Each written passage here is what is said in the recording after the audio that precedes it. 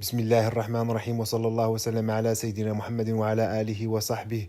إخواني أخواتي، مرحبا بكم جميعا. نشكركم على حسن المتابعة، كما أهنئكم جميعا بحلول شهر رمضان المبارك.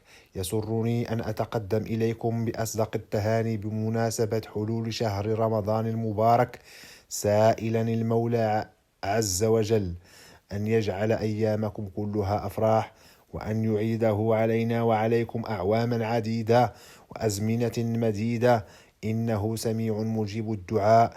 كل عام ونحن وإياكم إلى الله أقرب.